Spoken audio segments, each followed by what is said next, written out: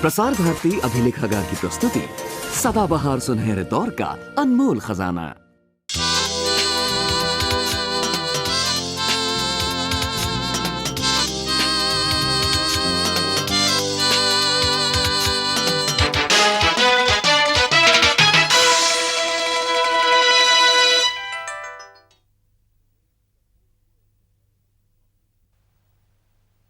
One can imagine the coming of sound and all its fanfare, the way the whole world heralded the talkies as the greatest invention of the 20th century, the flowering of the musicals and all those great spectacular dramas.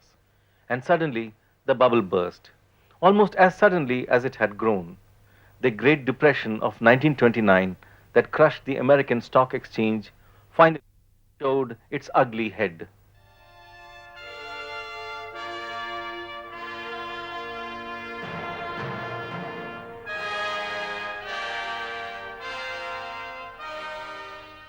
The Depression of 1929 left thousands of workers unemployed all over the United States of America and in industrial Europe.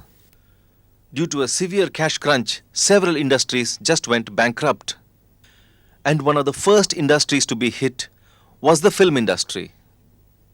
Cinema attendance plummeted to its lowest.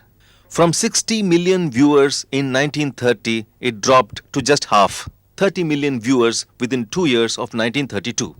5,000 of the 16,000 cinema theaters closed down.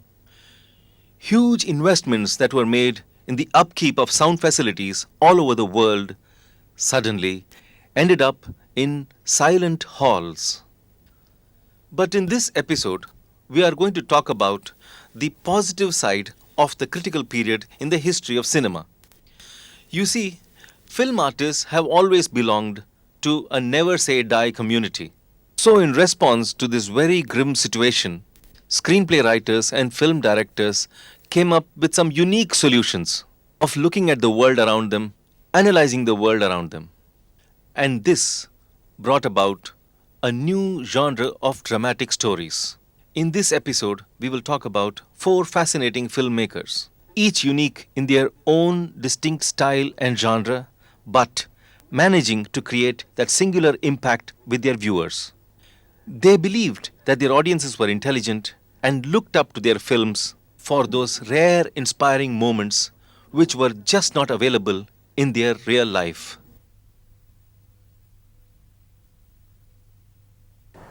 We are now in one of the oldest studios in England.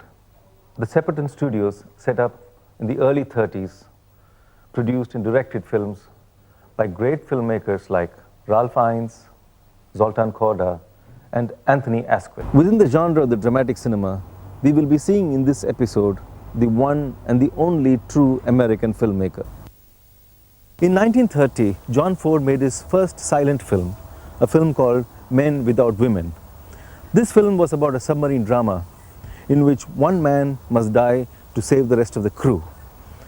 His films called for the true heroic spirit to be awakened in every man, and through his films he managed to give a new definition to the concept of adventure.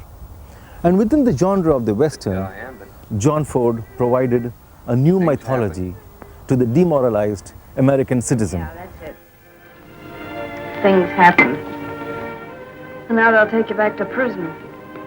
Not till I finish a job in Lordsburg. But you can't. You're going there as a prisoner. In 1939, when Anthony Asquith was making his French Without Tears at the Shepperton Studios, John Ford came up with his all-time classic called The Stagecoach. It was the story of a group of misfits who journeyed through Red Indian territory and ended up fighting for their own survival. Although this film brought enormous stardom to superstar John Wayne, if you look at this film closely, you will see that his character is etched with a lot of humanistic details. In fact, what John Ford achieved in his films was the ability to blend archetypal characters and situations into an almost plausible, realistic framework.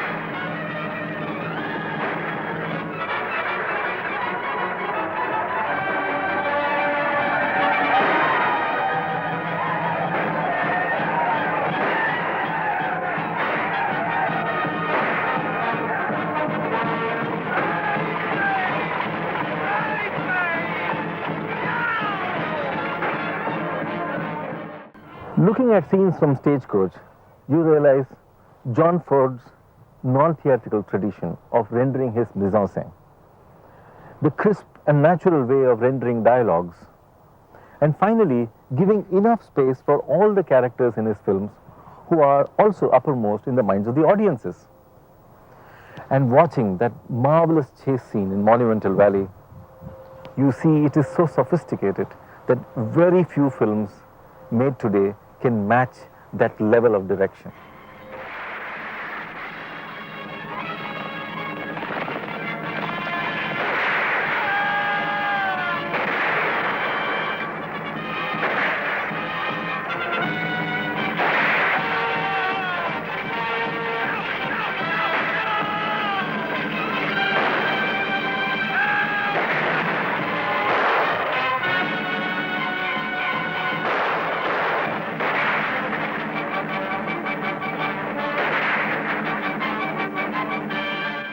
In the same way that John Ford was part of American history, Alfred Hitchcock could be called the Nelson of British cinema.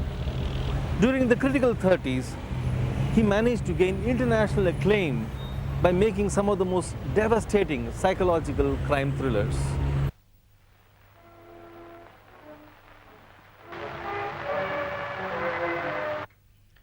Blackmail was initially made as a silent film, but due to marketing pressures, it had to be partially reshot for the sake of adding sound onto it.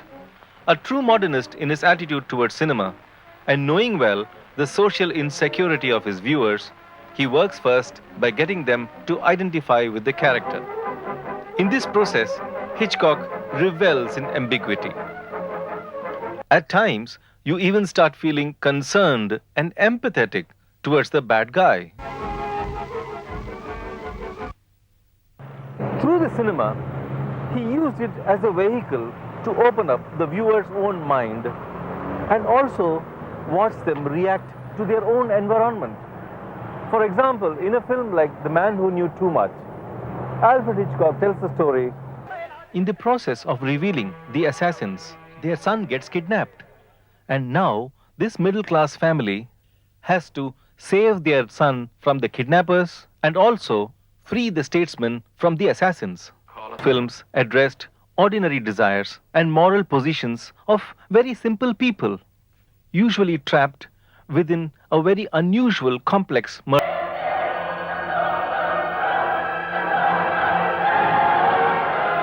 Watching Hitchcock's films, one gets the feeling that you are watching life.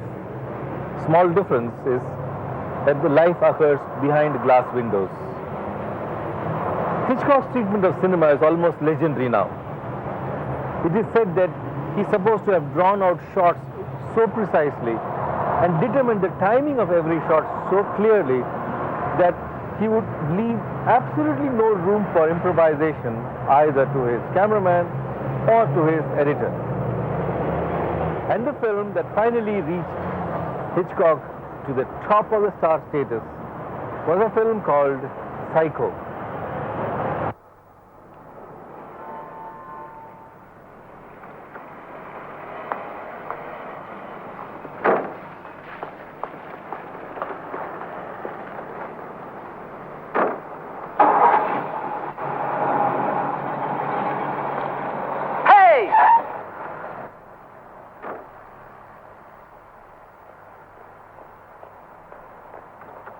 Just put it in here, please. Thank you.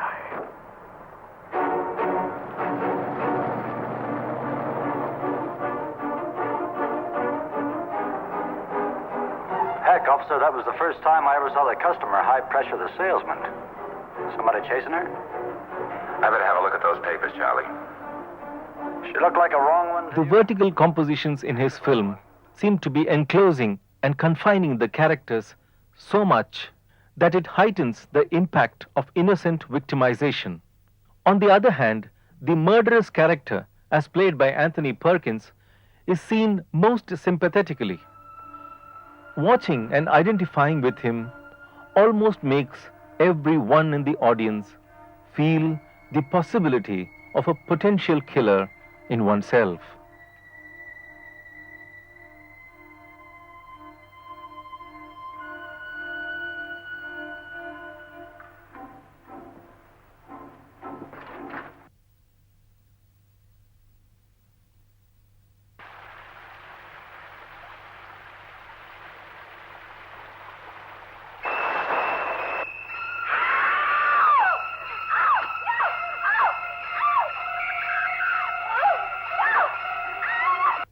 The shower scene in Psycho till today remains one of the most persuasive sequences in film editing. Without actually showing a single contact between the killer and his victim, Hitchcock designs the whole gory, murderous plot, ultimately in the minds of the viewer. Hitchcock constructed his films like the way we perceive life around us. Most of the time, his films are filled with the routine, the irrelevant, and the incongruously mundane. And then suddenly, something happens out of the blue. And then we regret not having anticipated at all, or not having bothered about it. Exactly in the same way, Hitchcock constructed his films, and then shifted the entire guilt onto the shoulders of the audience. It's exactly for this reason that Hitchcock remains the greatest master of suspense films.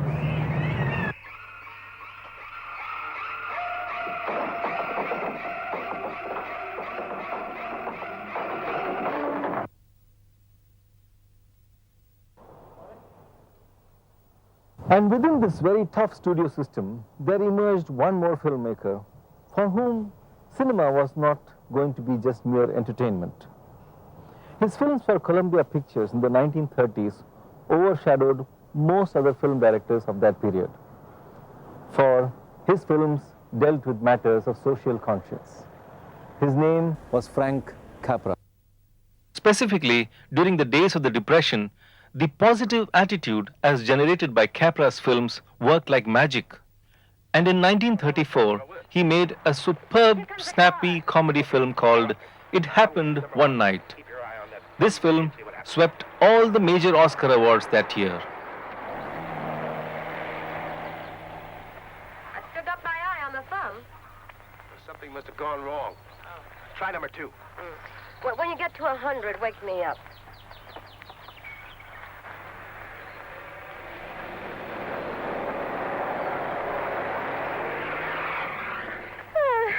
Do you mind if I try? You? Don't make me laugh. Oh, you're such a smart Alex. Nobody knows anything but you. I'll stop a car, and I won't use my thumb. What are you going to do? It's a system all my own.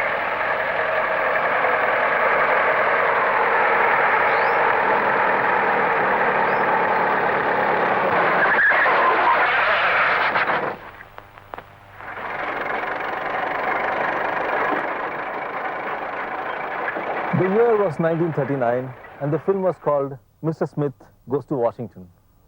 For this film, Capra managed to rope in one of Hollywood's finest actors. His name was James Stewart.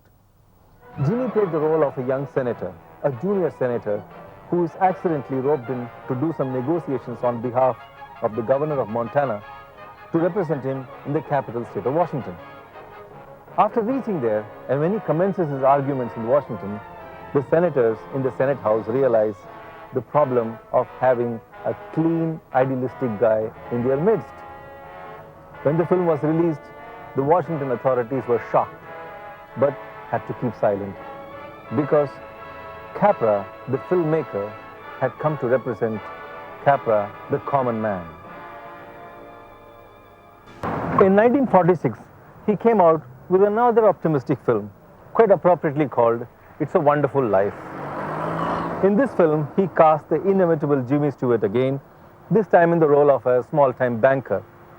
The film begins at the end when Jimmy, unable to pay back a small loan, contemplates committing suicide.